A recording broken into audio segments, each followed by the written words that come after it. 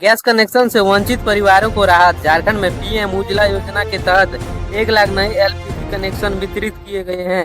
महिलाओं को अब मुफ्त गैस सिलेंडर और चूल्हा दिया जाएगा। इससे स्वास्थ्य और स्वच्छता दोनों पर सुधार आएगा। इसके लिए आपको क्या करना पड़ेगा, वीडियो को एंड तक देखना। मुख्यमंत्री कृषि यंत्रीकरण योजना, किसानों के लिए कृषि यंत्र सब्सिडी योजना शुरू हुई है। अब किसानों को ट्रैक्टर, पावर टिलर एवं थ्रेसर मशीन खरीदने पर 50% तक सब्सिडी पा सकता है। कृषि विभाग ने कहा है कि यह योजना छोटे किसानों को आधुनिक खेती की दिशा में बढ़ावा देगी। धनबाद में कोयला खदानों में काम कर रहे मजदूरों को दीपावली बोनस के रूप में 1 लाख दिया जाएगा। कुल 72,000 कर्मचारी इस बोनस से लाभान्वित होंगे। केंद्र सरकार ने झारखंड के 32 लाख किसानों को खातों में पीएम किसान की 17वीं किस्त जारी की है। प्रत्येक किसान को ₹2,000 सीधे बैंक खातों में मिले हैं। कृषि विभाग ने किसानों से आधार बैंक अपडेट करने की अपील की है ताकि अगली किस्त समय पर मिल सके। कन्यादान योजना के तहत सरकार ने 25,000 बेटियों की शादी की राहत राशि दी है। प्रत्येक लाभार्थियों को 31,000 बैंक खातों में ट्रांसफर किए गए हैं। योजना का उद्देश्य है कि गरीब परिवारों को बेटियों की शादी में आर्थिक सहयोग देना। राज्य सरकार ने महिलाओं के लिए महिला उद्यमिता ऋण योजना को और विस्तारित किया है। अब महिला बिना जमानत के ₹2 लाख तक का लोन ले सकती है। योजना का उद्देश्य महिलाओं को आत्मनिर्भर बनाना, स्थानीय उद्योग में उनकी भागीदारी बढ़ाना। झारखंड के ऊर्जा विभाग ने सोलर गांव मिशन शुरू किया है। पहले चरण में हजारीबाग और पलामू के 100 गांवों में सोलर पैनल लगाए जाएंगे। हर घर को मुफ्त बिजली मिलेगी और बिल भी 60% की बचत।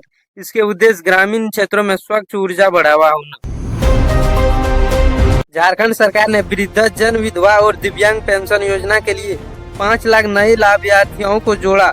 सभी को हर महीने ₹1,000 की राशि सीधे बैंक खातों में भेजी जाएगी। सरकार का लक्ष्य है कि राज्य में कोई भी मात्र व्यक्ति पेंशन से वंचित न रहे। झारखंड सरकार ने बेरोजगार युवाओं के लिए मुख्यमंत्री रोजगार सृजन योजना का नया चरण शुरू किया है। इस योजना के युवाओं को 5 लाख रुपए तक का ब्याज मुक्त ऋण दिया जाएगा ताकि वे खुद व्यवसाय शुरू कर सके। सरकार का लक्ष्य है कि अगले 6 महीनों में 25,000 युवाओं को रोजगार से जोड़ा जाएगा। प्रधानमंत्री आवास योजना के तहत झारखंड में 30,000 नए मकानों की स्वीकृति मिल गई है। जिन परिवारों के पास पक्का घर नहीं है उन्हें 1.2 लाख का रुपये सहायता दी जाएगी।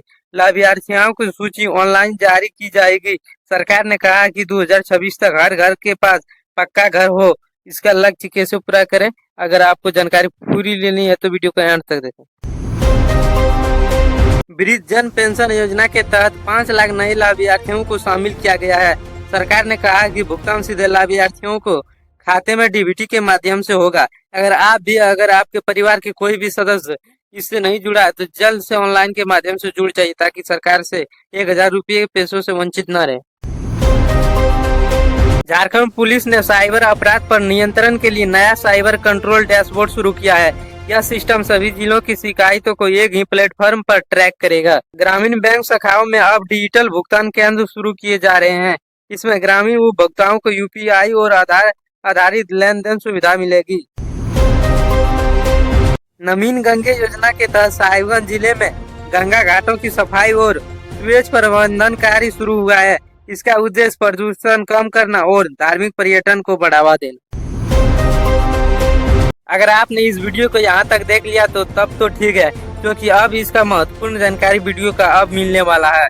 राज्य सरकार ने 500 पंचायतों भवनों को ई पंचायत केंद्र में बदला है। अब ग्रामीण नागरिकों को ऑनलाइन क्रम प्रमाण पत्र और पेंशन, राशन कार्ड सेवाएं यहीं से प्राप्त कर सकेंगे।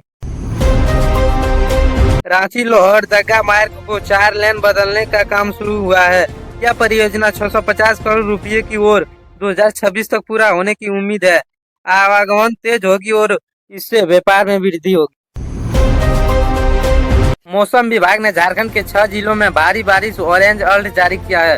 रांची, सिमडेगा, लोहरदगा, पश्चिमी सिंहभूम और गुमला में बिजली गिरने की बाढ़ की संभावना जताई जा रही है। जल जीवन मिशन के तहत झारखंड के 500 गांवों में हर घर नल जल परियोजना शुरू की गई है। ग्रामीणों को अब शुद्ध पेयजल घर तक मिलेगा। योजना का लक्ष्य 2026 तक राज्य के सभी घरों तक पाइपलाइन से पानी पहुंचाना। झारखंड सरकार ने औद्योगिक पर्यटन नीति पर काम कर रही है। रांची, बोकारो, जमशेदपुर औद्योगिक क्षेत्र में पर्यटक स्थलों को विकसित किया जाएगा। इसमें रोजगार और स्थानीय आय बढ़ने की उम्मीद है। सरकार ने मुख्यमंत्री युवा रोजगार योजना के तहत 20,000 युवाओं को प्रशिक्षण देने की घोषणा की है। योजना का उद्देश्य युवाओं को आत्मनिर्भर बनाना, निजी क्षेत्र में अवसर उपलब्ध कराना।